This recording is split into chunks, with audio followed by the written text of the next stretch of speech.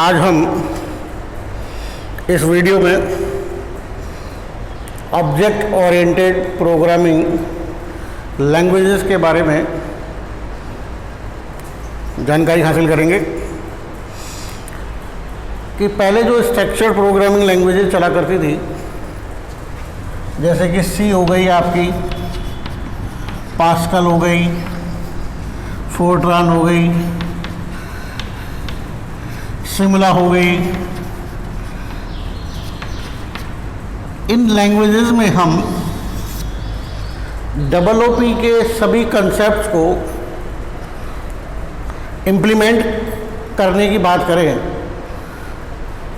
तो इम्प्लीमेंटेशन तो किया जा सकता है, लेकिन उससे क्या होगा, कॉम्प्लेक्स प्रोग्रामिंग हो जाएगी। और कॉम्प्लेक्स प्रोग्रामिंग होने का मतलब है कि उसकी डिबगिंग करना, फ्यूचर में अगर कोई उसके अंदर हमको मान लीजिए करेक्शन करना है या उसका एक्सटेंशन करना है तो उसमें थोड़ी प्रॉब्लम आती है। इसीलिए OOP के जितने भी कंसेप्ट थे उनको इम्प्लीमेंट करने के लिए नई लैंग्वेजेस बनाई गई। उनमें से हम जिस लैंग्वेज के बारे में आपको इशारा कर रहे हैं वो है C++। This is object oriented programming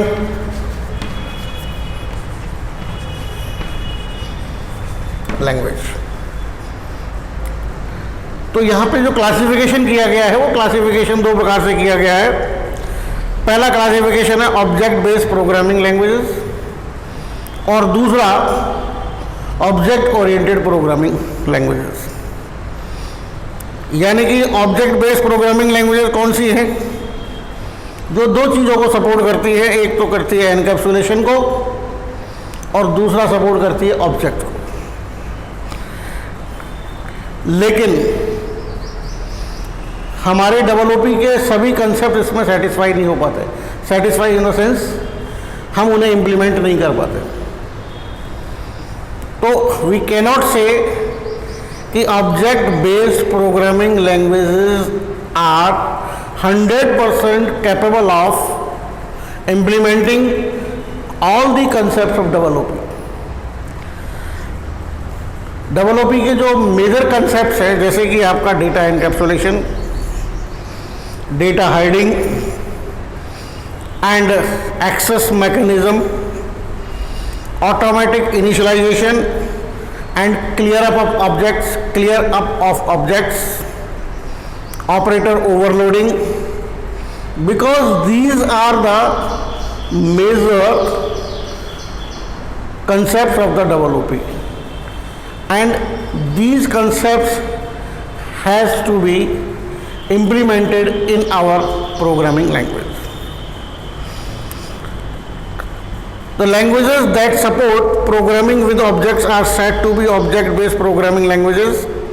They do not support inheritance and dynamic binding. कहने का मतलब है कि जो ऑब्जेक्ट बेस्ड हमारी प्रोग्रामिंग लैंग्वेजेस हैं उनमें हम न तो इनहेरिटेंस डेवलप कर सकते हैं, न डायनेमिक बाइंडिंग कर सकते हैं, सिर्फ क्लासेस बना सकते हैं, क्लासेस के ज़रिए ऑब्जेक्ट्स क्रिएट कर सकते हैं, बट फर्दर और कंसेप्ट को हम इम्प्लीमेंट नहीं कर सकते। जबकि ऑब्जेक्ट ओरिएंटेड प्रोग्रामिंग लैंग्वेजेस के अंदर वो तमाम फीचर्स अवेलेबल होते हैं जो ऑब्जेक्ट बेस्ड में तो है ही है, प्लस इनहेरिटेंस भी होती है और डायनेमिक बाइंडिंग भी हो सकती है। तो C++, again I am saying, it is not truly object oriented programming language. इसी प्रकार से Simula is not this is object based, but Smalltalk, Object Pascal, Java, these are the some languages which are said to be object oriented programming languages। क्योंकि यहाँ पे हम classes का concept भी है, डेटा एनकैप्सुलेशन का कंसेप्ट भी है, हम डेटा हाइडिंग भी कर सकते हैं, इनहेरिटेंस भी डेवलप कर सकते हैं। नाउ कि what are the benefits of developing, why we use developing instead of structure programming. There is one thing कि सॉफ्टवेयर डेवलपमेंट में एक प्रोडक्टिविटी का एक बहुत बड़ा हिस्सा होता है कि अगर हम किसी भी प्रोफेशनल सॉफ्टवेयर को डेवलप करते हैं तो उसमें हमारा समय और पैसा दोनों लगता है, लेकिन समय के साथ साथ उस सॉफ्टवेयर की रिक्वायरमेंट भी बढ़ जाती है, यानी कि नई नई और चीज़ें हमारे सामने आती है, फेस करते हैं हम, और हम चाहते हैं कि उन चीज़ों को भी हम इस सॉफ्टवेयर के अंदर शामिल कर लें। लेकिन हमारे पास में इस प्रकार की फ्लेक्सिबिलिटी होनी चाहिए ताकि हम उन नए चीज़ों के लिए हम नए मॉड्यूल्स डेवलप करें और उनको पुराने के साथ क्या कर सकें, इंटरफेस कर सकें। ये चीज़ें डेवलपिंग में आसानी से हो सकती है, स्ट्रक्चर प्रोग्रामिंग में नहीं हो सकती। The major benefit which we get while using WP is through inheritance we can eliminate redundant code and extend the use of existing classes। कि इनहेरिटेंस के जरिए, किसके जरिए, इनहेरिटेंस के जरिए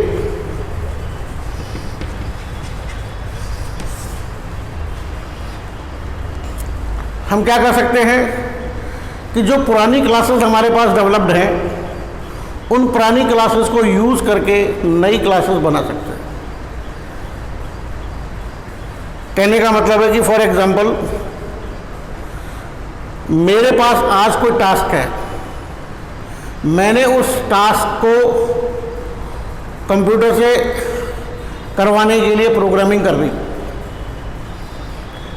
आज से 10 दिन बाद किसी दूसरे व्यक्ति को कोई दूसरा टास्क करवाना है, लेकिन उसके टास्क में मेरा वाला टास्क भी शामिल है,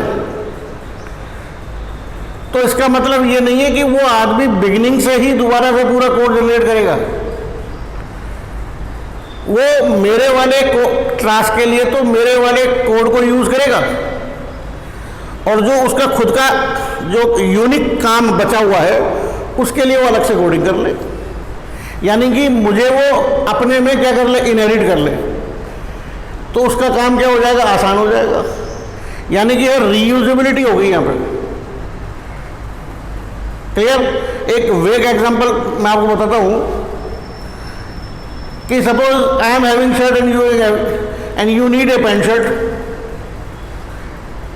मेरी शर्ट आपको आती है तो आप मेरी शर्ट को बोरो कर सकते हैं, खाली पैंट परचेज कर लीजिए, तो you can have a set of pant and shirt. तो यहाँ पे रीयूजेबिलिटी हो रही है, ये चीज डेवलप हो सकती है इनहेरिटेंस के जरिए। Inheritance is the concept of developing. We can build programs from the standard working modules that communicate with one another rather than having to start writing the code from scratch. This leads to saving of development time and higher productivity. जो standard working modules हमने पहले से बनाए हुए हैं, हम उनके साथ नए मॉड्यूल्स को क्या कर सकते हैं, कम्युनिकेट कर सकते हैं।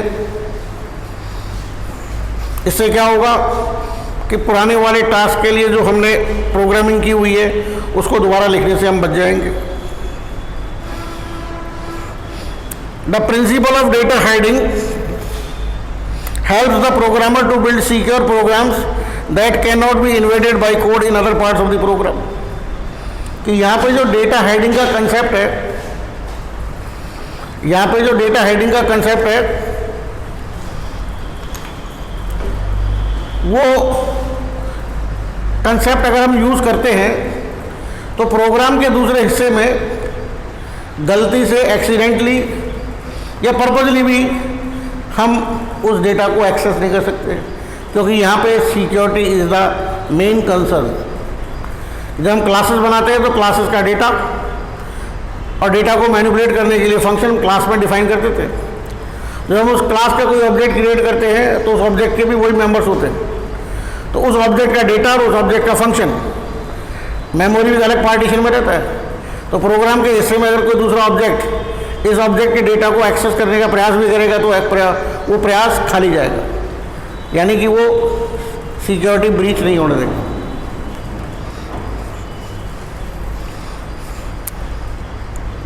It is possible to have multiple instances of an object coexist without any interference। यहाँ पे हम चाहें तो एक ही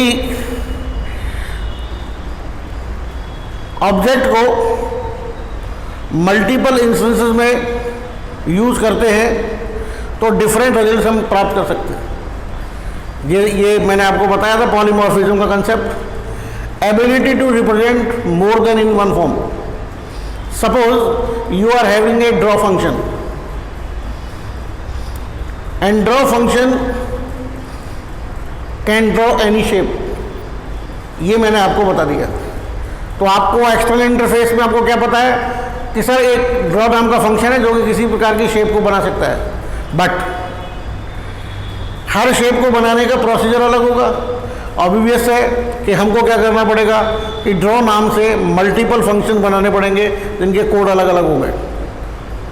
लेकिन किसी सिचुएशन में आपको प्रोग्रामर को यूज़र को अगर सर्कल ड्रॉ कराना है तो ड्रॉ फंक्शन को बुलाएगा और ऑब्जेक्ट को इसका पास करेगा सर्कल का, तो सर्कल क्रिएट कर देगा।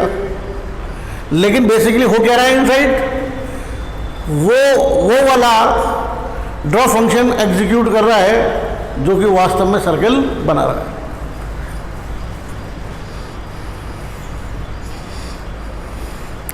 It is possible to map objects in the problem domain to those in the program. कि यहाँ पे जो हमारी रियल लाइफ में प्रॉब्लम है उसमें जो रियल टाइम एंटिटीज हैं उनको अगर हमने आइडेंटिफाई कर लिया तो उन्हीं आइडेंटिटीज को हम एज ए ऑब्जेक्ट के रूप में हमने प्रोग्राम में यूज ले सकते हैं। यानी कि there is no difference between real time and in programming. कोई कंफ्यूजन नहीं कि बैंकिंग एप्लीकेशन ले रहे हैं तो बैंकिंग के अंदर कस्टमर इज ए एंटिटी, उस कस्टमर का अकाउंट एक एंटिटी है।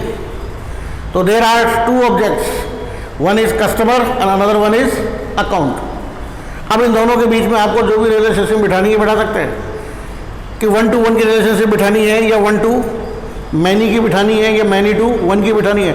जैसे कि एक customer can have 1 account 1 to 1, लेकिन कस्टमर का सेविंग अकाउंट भी हो सकता है, एफडी अकाउंट भी हो सकता है, करंट अकाउंट भी हो सकता है। तो वहाँ पे रिलेशनशिप कैसी हो रही है, 1 to मैनी हो रही है।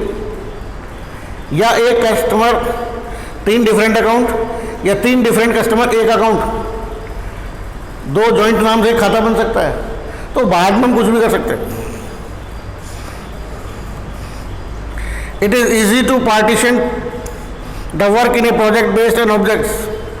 कि हमारा जो बड़ी प्रॉब्लम है उस बड़ी प्रॉब्लम को हम इंडिविजुअल प्रॉब्लम्स में डिवाइड करने के बजाय जैसे कि हम स्ट्रक्चर्ड में करते थे, यहाँ पे क्या करते हैं हम उसको पार्टीशन में डिवाइड कर देंगे और हर पार्टीशन को क्या मानेंगे, हम ऑब्जेक्ट मानेंगे। यानी कि हम यहाँ पे प्रॉब्लम को एंटिटीज में डिवाइड करके काम करते हैं।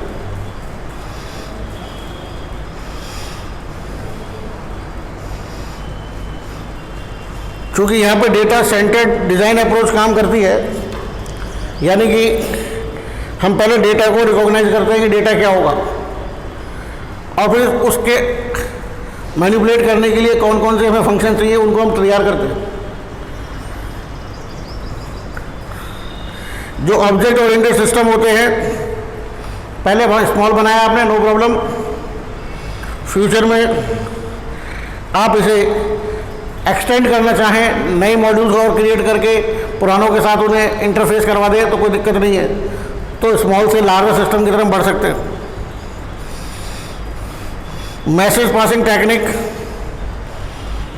जो हमारी डेवलपी में है वो बड़ी आसान है।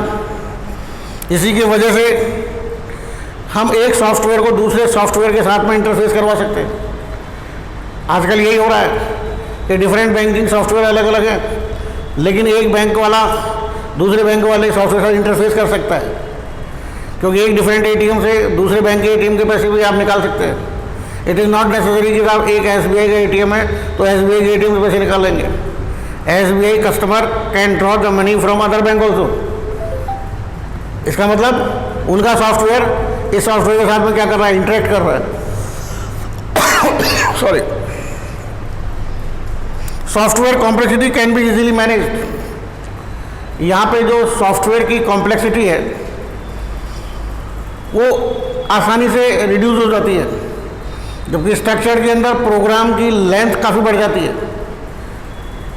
So these are the benefits जिसकी वजह से हम रियल टाइम एप्लीकेशंस में OOP लैंग्वेज को यूज़ करते हुए हम अपने सॉफ्टवेयर को या प्रोग्राम को बनाते हैं।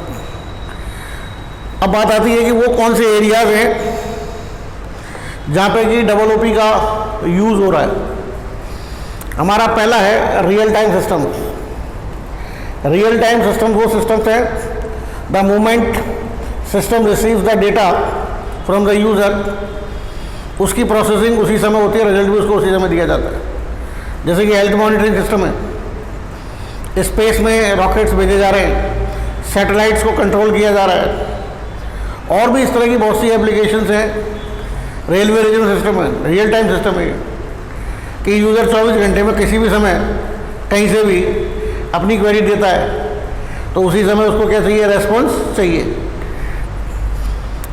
दूसरा एरिया आता है हमारा simulation and modelling. Simulation and modelling एक ऐसा फील्ड है जिसमें हम किसी भी लार्जर पिक्चर को पहले स्मॉल प्लेटफॉर्म पे तैयार करते हैं। जैसे कि प्लेन उड़ाने का काम है, प्लेन को फ्लाई करने का काम है। अब ऐसा ही नहीं कि सब पायलट्स को सीधा उठाया और प्लेन में बिठा दिया, वो चालू हो जाओ तुम ट्रेनिंग के लिए। पहले उसे ऐसे बहुत से सिमुलेटर्स प्रोग्राम बनाए हुए हैं जिनको पहले बैठ के कंप्यूटर पर सिखाया जाता है, वो पायलट सीखता है। उसे एक्सपीरियंस कराया जाता है कि किस तरह की कंडीशंस मिलेंगी और किस तरीके से तुम्हें तुम्हारा प्लेन कंट्रोल करना है। तो सिमुलेट कर दिया उसे एज ए गेम के रूप में। तो एक बार जब यूज़र को वह कॉन्फिडेंस आ जाता है तो फिर उसके बाद उसे प्रैक्टिकली बाहर ले जाया जाता है। तो इसके लिए भी जो प्रोग्राम तैयार किए जाते हैं वो OOP के ही कंसेप्ट को यूज़ करके बनाए जाते हैं। ऑब्जेक्ट ओरिएंटेड डेटाबेसेस कि आजकल एप्लीकेशंस ऐसी हो गई हैं, लार्जर डेटाबेस मेंटेन किया जाता है। करोड़ों अरबों डेटा आपके पास स्टोर्ड है और वो कभी भी किसी भी समय यूज़ हो सकता है, किसी भी एप्लीकेशन में यूज़ हो सकता है। तो यहाँ पे डेटाबेस को किस तरीके से मैनेज किया जाए उसकी भी अप्रोच कैसी है, ऑब्जेक्ट ओरिएंटेड अप्रोच ही है। एक और फील्ड है hyper text, hyper media and expert text. ये बेसिकली इंटरनेट पे जब से यूज़ होने लगा है तो हाइपर टेक्स्ट का यूज़ होता है। पेज आ गया, किसी एक पर्टिकुलर वर्ड को हाईलाइट किया जा रहा है, उस पर क्लिक करते ही उससे रिलेटेड इन्फॉर्मेशन के लिए दूसरे पेज पे ले जाया जाता है आपको। तो इन सब के लिए भी जो प्रोग्रामिंग यूज़ की जाती है वो भी ऑब्जेक्ट ओरिएंटेड प्रोग्रामिंग की जाती है। Artificial intelligence and expert systems, आजकल रोबोट्स बनाए जा रहे हैं और भी आर्टिफिशियल इंटेलिजेंस से रिलेटेड चीज़ें तैयार की जा रही है कि अगर कोई कॉम्प्लेक्स से कॉम्प्लेक्स कंडीशन अगर अराइज हो जाती है तो उसके लिए हमें सॉफ्टवेयर का पैच बनाने की ज़रूरत नहीं है, क्योंकि ऑलरेडी हमने AI को यूज़ करके सॉफ्टवेयर बनाया हुआ है। तो वो उस एडवांस सिस्टम पर जाकर अपना दिमाग इस्तेमाल करके, या कहने का मतलब है आर्टिफिशियल इंटेलिजेंस को इस्तेमाल करके उस चीज़ को रेक्टिफाई किया जा सकता है। इसी प्रकार से neural networks, parallel programming. Parallel programming is also a concept कि जहाँ नंबर ऑफ कंप्यूटर्स एक साथ लगे हुए हैं, सबकी स्पीड एकदम फास्ट है, लेकिन उसके बावजूद भी किसी एक टास्क के लिए अगर सारे के सारे यूज़र अप्रोच कर रहे हैं तो how fast we can process the task, कि किस तरीके से उसकी प्रोसेसिंग को और फास्ट किया जाए, इसके लिए भी प्रोग्राम्स बनाए जा रहे हैं। तो वो भी OOP से रिलेटेड प्रोग्राम बनते हैं।